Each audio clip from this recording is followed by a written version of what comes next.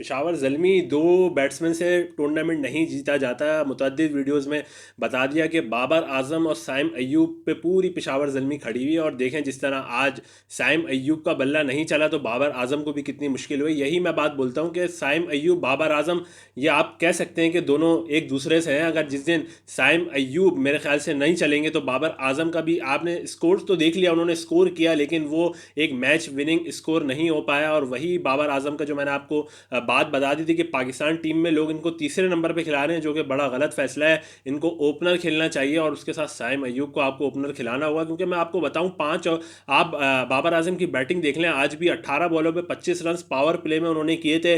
दो आउट होते हैं, वहाँ हारिस आउट होके जाते हैं, फिर 6 ओवर के बाद आप उनकी बैटिंग चेक कर लें तो उसके बाद एक बाउंड्री लगा पाए, सिर्फ वो 7-8 ओवर्स तक बैटिंग करके चले जाते हैं लेकिन बाउंड्री सिर्फ एक लगा पाए। तो ये पता चलता है कि बाबर आजम पावर प्ले में बहुत बेनिफिट दे सकते हैं। उसके बाद उनका गेम सिर्फ एक मैच में देखा गया जहां आपने इस्लामाबाद यूनाइटेड की जो पिटाई देखी, जहां उन्होंने सेंचुरी करी लाहौर कलंदर लाहौर कलंदर्स नहीं, लाहौर के स्टेडियम के लाहौर कदाफी स्टेडियम में आपने उनकी सेंचुरी देखी। तो वो एक मैच था जहां बाबर आजम लोगों की एक्सपेक्टेशन के आप कह सकते हैं कि बरक्स खेला, लेकिन उसके बावजूद अगर मैं बात कर लूँ तो बिल्कुल भी ऐसा नहीं, कहीं भी नज़र नहीं आया कि बाबर आजम अपने शैल से जो निकलते हैं वो कहीं भी नज़र नहीं आया। और आज पेशावर ज़ल्मी की बैटिंग वही, साइम अय्यूब जब ऊपर से आउट होते हैं तो फिर लोगों को पता चल जाता है कि यार कि अब बाबर आजम को एक बहुत बड़ी इनिंग खेलनी होगी यहाँ से, क्योंकि नीचे की बैटिंग में देखूँ ये मोहम्मद हारिस को खिलाए जा रहे हैं, खिलाए पे खिलाए जा रहे हैं। पूरा टूर्नामेंट गुजर गया है, एक मैच में उससे रन्स हुए नहीं है। उसके बाद हसीबुल्ला की मैंने भी बड़ी बात करी कि यार हसीबुल्ला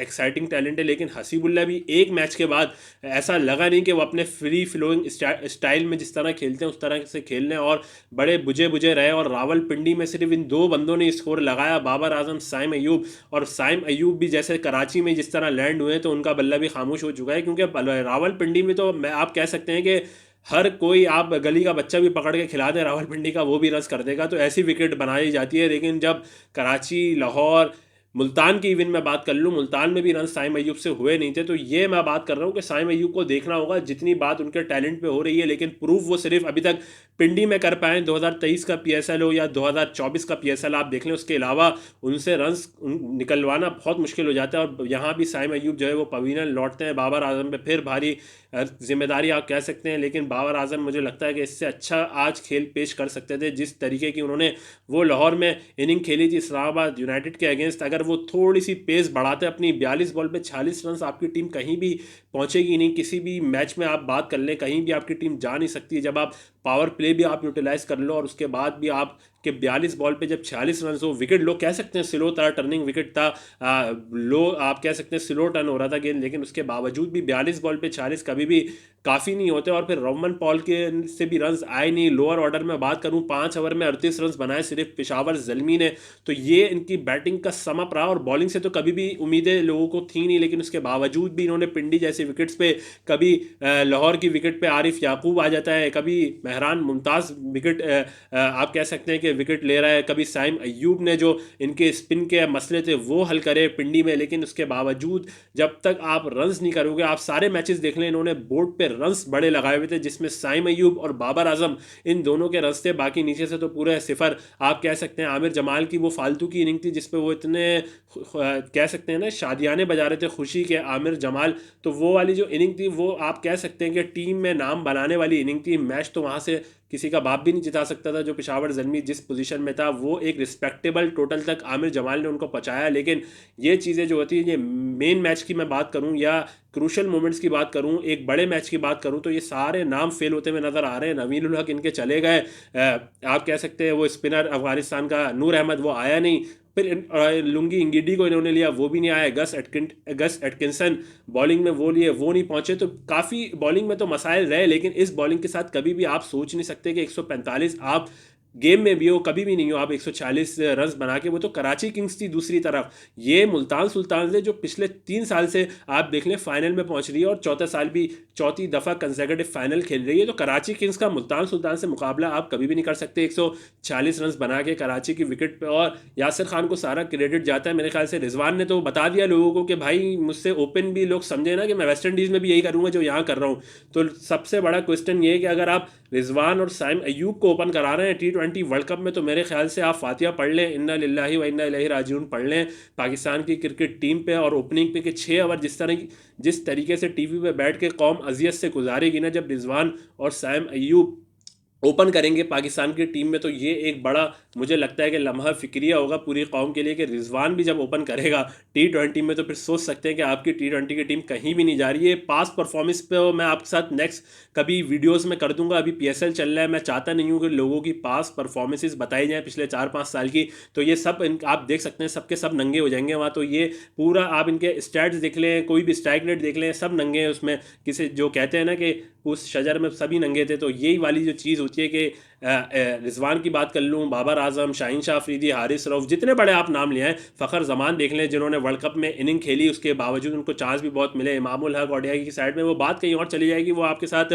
कभी नेक्स्ट वीडियोज़ में कर देंगे। लेकिन जो आज यासिर खान ने ऊपर से स्टार्ट दिया है मुल्तान सुल्तान्स को, तो मैच का फैसला तो उन्होंने वहीं करके चले गए थे, लेकिन फिर जॉनसन चार्ल्स ने जिस तरीके से फंसाई इनिंग, मोहम्मद रिजवान ने जो पहले फंसाई वो फ्रस्ट्रेटेड शॉट मार के आउट हुए, फिर उसके बाद जॉनसन चार्ल्स ने एक बड़ा स्लो, आप कह सकते हो उस्मान खान तो सही पेस पे चल रहे थे, लेकिन जॉनसन चार्ल्स लग रहा था कि मैच बनाने जा रहे हैं पेशावर ज़ल्मी के लिए, लेकिन फिर चाचा इफ्तिखार आते हैं जो अपनी फॉर्म में आ जाते हैं। जैसी PSL होती है, जैसी डोमेस्टिक का कोई भी टूर्नामेंट होता है, तो चाचा इफ्तिखार निकल के आते हैं सुपरमैन की तरह और बोलते हैं जो मैच फिनिश करना है मुझे तो मैं फिनिश करूंगा।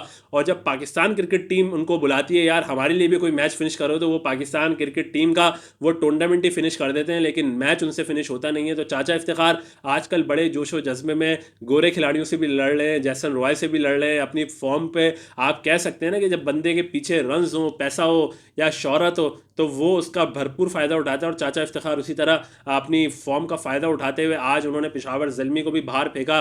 थोड़ी सी बॉल्स लेते हैं चाचा इफ्तिखार, लेकिन उसके बाद जो चाचा इफ्तिखार का बल्ला शुरू होता है तो फिर वो रुकते नहीं है। और चाचा इफ्तिखार की जो इनिंग्स थी आज वो बिल्कुल कील ठोक दी उसने, तो मुल्तान सुल्तान्स के फाइनल पहुंचने में कोई लग नहीं रहा था। जिस तरह पहले आप देख लें सलमान इरशाद की ठुकाई लगती है, सलमान इरशाद भी वही एक ही तरीके से वो अपना एक्शन लो आर्म से कराते हैं और उसके बाद वो बस यॉर्कर्स ट्राई करते हैं, यॉर्कर नहीं होती तो फिर ग्राउंड से बाहर जाती है बॉल। बाकी वो कोई ख़ास बॉलर नहीं है, तो मेरे हिसाब से आप इससे अच्छा तो खुर्रम शहजाद को खिला लेते तो वो एक अच्छा आपके बॉलर हो सकते थे। लेकिन आप मुल्तान सुल्तान्स की लाइनअप देखें, उन्होंने आज मेरे ख्याल से 2 एक्स्ट्रा बॉलर्स आप कह सकते हैं, उन्होंने मोहम्मद अली भी खिलाया, क्रिस जॉर्डन भी खिलाया, डेविड विली भी, फिर उसके बाद उसामा मीर भी थे, खुशदिल शाह से भी ओवर करवाया, इफ्तिखार अहमद से भी ओवर करवाया। तो जिस तरह बाबर आजम ऑफ स्पिनर पे फंसते हैं, देखें इफ्तिखार से रिजवान ने कितनी होशियारी से 2 ओवर्स निकलवा दिए वहाँ। तो ये कैप्टनसी की तो आपको दाद देनी पड़ेगी, लेकिन T20 में ओपन करना रिजवान, ये मुझे समझ में नहीं आता। अगर कैप्टनसी अलग चीज़ है, कैप्टनसी पे मैं बात करूँ, कैप्टनसी बहुत अच्छी की रिजवान ने पूरे टूर्नामेंट में करते हुए आ रहे हैं, कैप्टन तो वो है अच्छे, लेकिन टीम में जगह बन पा रही है,